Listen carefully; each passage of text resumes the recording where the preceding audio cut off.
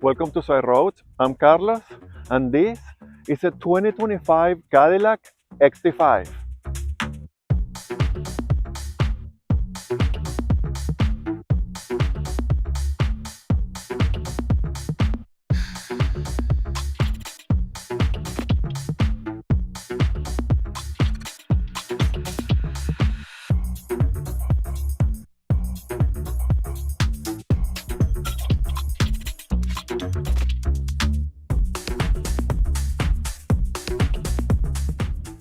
The 2025 Cadillac XT5 comes with a 2-liter 4-cylinder turbo engine that produces 235 horsepower and 258 pound-feet of torque. This engine is paired to a 9-speed automatic transmission. The XT5 comes either front-wheel drive or all-wheel drive. And it has available also a 3.5-liter V6 that produces 310 horsepower and 271 pound-feet of torque. But for this video, we're going to be focusing on the 2-liter 4-cylinder turbo engine in terms of all the characteristics. Is the engine that we are driving in this test car, and is the engine that we are using when comparing to the market.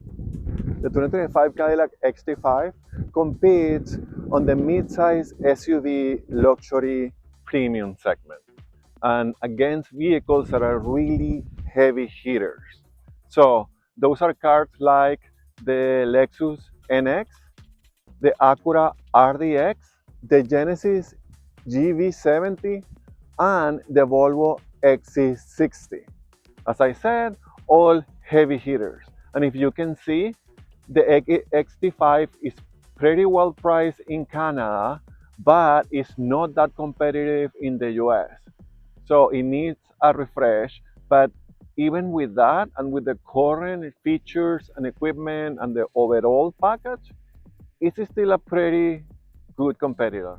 Safety features for the 2025 Cadillac XT5 are things like automatic emergency braking, following distance indicator, forward collision alert, front pedestrian braking, lane keep assist with lane departure warning. Fuel efficiency for the 2025 Cadillac XT5 is 11.2 liters per 100 kilometers city and 8.7 liters per 100 kilometers highway, which is 22 mpg city and 30 mpg highway.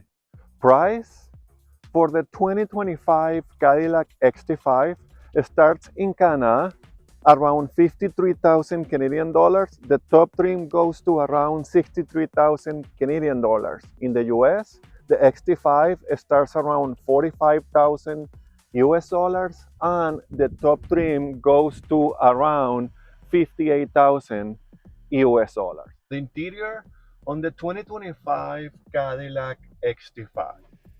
This is okay, we will be talking about it. So the materials are soft on the top of the doors and the dashboard. The support points are nice and padded and they are soft. The door could be a little bit more padded, but it's still comfortable and okay. The steering wheel is heated and is wrapped in leather. The seat feels really comfortable and they have this fake leather, I would say. This is a black interior. You can get the XT5 with tan interior or some other color, so it will bring the cabin a little bit more alive. This is a pretty classic and straightforward seat design, but they are comfortable for sure. There are 4 power windows, of course, but the 2 front windows are one touch up and down, which is a feature that I really like. There is a semi-digital Dutch gauge cluster here.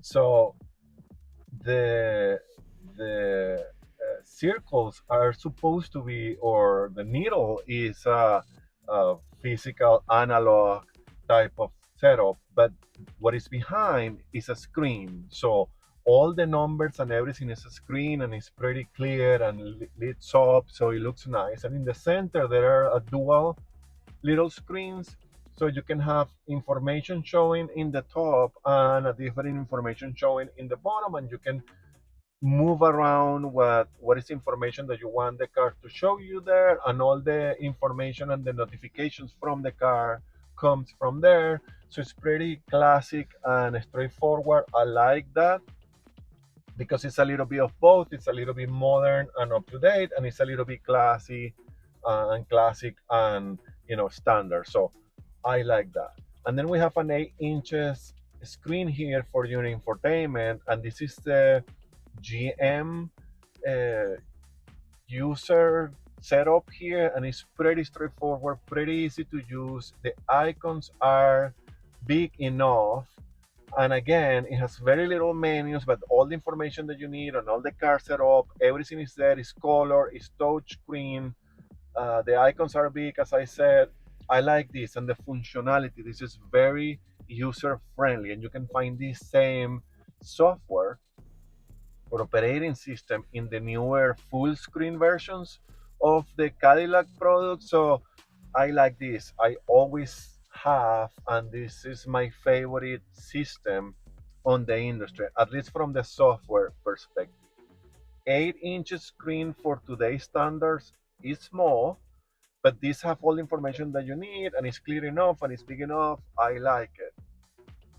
There is then this portion here in the dashboard that is wrapped in leather, and it's padded and it's soft and it's nice looking. And then we have this aluminum looking trim here that it looks really real. I don't know if it is, but it's nice. And then a chrome here. So at least there is a different level of textures and materials here to make it a little bit more interesting. We have your air conditioning controls are here and not in the screen, so I like that. And of course, it's pretty straightforward, and they are lit too. And there is a little bit of capacitive touching here for the heated seats. By the way, these have heated seats, this unit. So that's good. Find it a little bit small, but again, it's functional. There is a little cubby here, your electronic shifter that is somehow a regular function.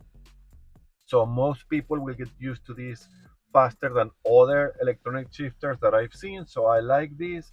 And there is a rotating knob here that you can control the infotainment system as well. So you have the two options, either use the touchscreen or this knob here. And there is a volume knob here too, and some shortcuts here. Two cup holders and a little cubby here, like for cards or something, or your phone maybe. And then the center console is deep, is narrow. This is okay, this is practical enough. The glove box is huge. We are testing today. This is the entry level XT5, so there are features that may be missing here, but you can have them depending on the packages that you select or the trims that you go for. I fit behind myself based on my driving position, and I have plenty of space for my knees and my height. There is a center armrest there with two cup holders. The seats can be moved forth and back, and they can recline as well, and you can fold them 40/60. The trunk I find very spacious for the size and the class, and again, you can fold the seats for extra space, so this is practical enough.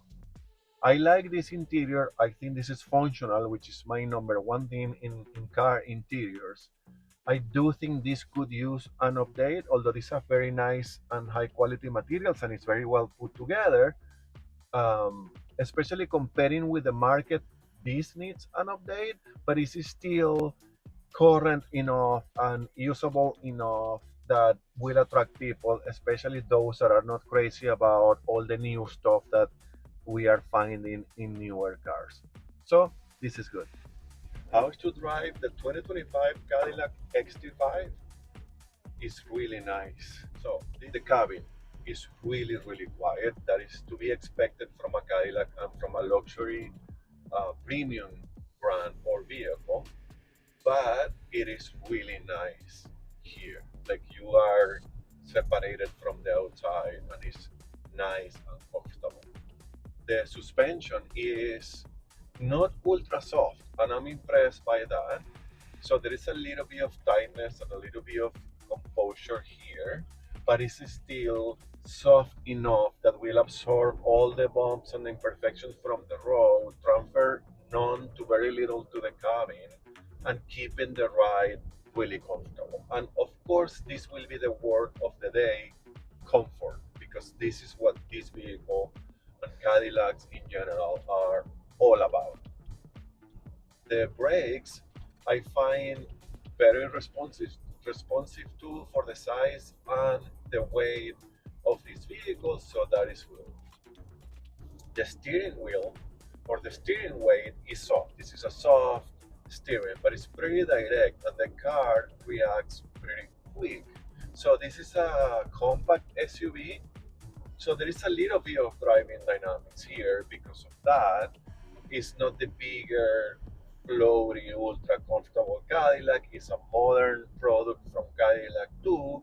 So I think it's a little bit of the best of all worlds, and I appreciate that because while keeping me comfortable and relaxed, it also gives me little. So something that will keep me engaged. I like and love driving, and I like cars with high levels of driving dynamics. So this wouldn't be for me, but it still wouldn't offend me. I will not walk away from this car saying, "No, I don't want this," or "I don't like it." I do like it, and that to me is a good thing. The engine, this 2 liter four-cylinder turbo, is perfectly adequate for this car too. Those 235 horsepower move the car with no issues. When you accelerate, you can hear the engine a little bit more. So, and this is pretty common in this class too. Most, if not all, of the offers starts with a 2 or a 2.2, 2.4 or 2.5 little engines turbo. So this is common. This is not a disadvantage for Cadillac. It's exactly what the market is doing. And also the gas calibration, the gas pedal or the acceleration calibration is really good. So it reacts quick. There is very little to none turbo lag, at least not something that I can feel. And it feels it, it feels quick and ready to go. I like that. There are some turbo engines, four cylinders, that they take a lot to take off from a stop. It's not the case here. I like it. This reacts pretty quick. It is inspired assurance and safety. I like that. The visibility on this car is good. The windows are big enough. The mirrors are huge. I like that feature. I can see everything from the back mirror here. The window is big enough. The D-pillar blind spot, it is huge.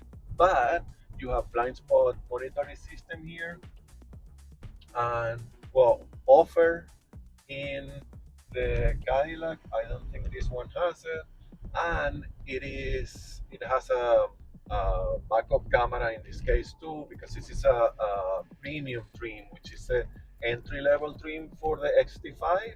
So you still get a lot, but there are some features that you can add by packages or by going to the next trim. So all that is good.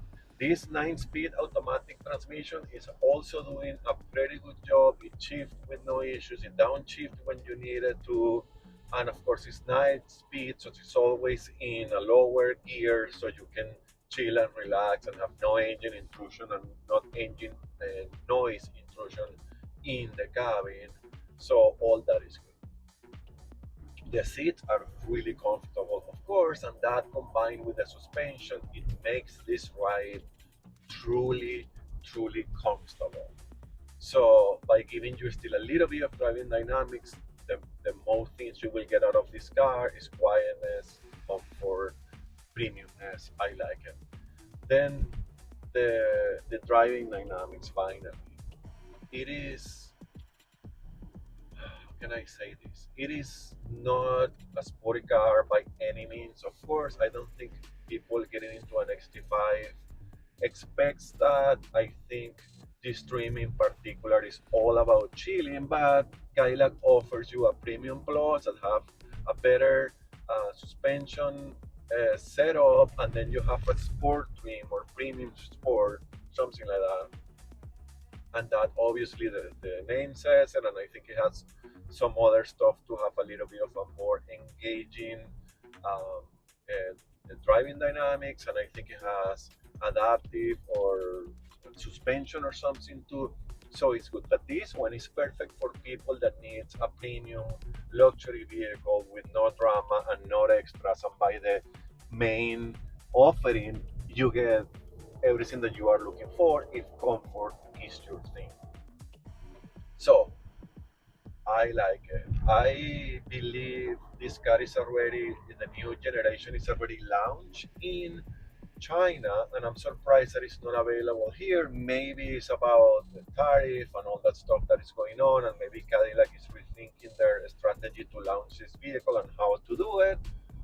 It does need an update, especially on the inside, but as we talked about in the interior section, it is also an interior that will attract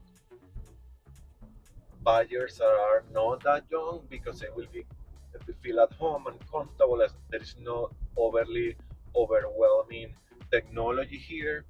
So this is it's good. It have plenty of features. The design and all that may need an update, and obviously the market has evolved a lot, so they will need to do it eventually. But this is still pretty valid a current card. I like what Cadillac is still offering with the XT5. The 2025 Cadillac XT5, yes, it may need an update, but it's still a pretty compelling package, especially for the loyal customers from Cadillac.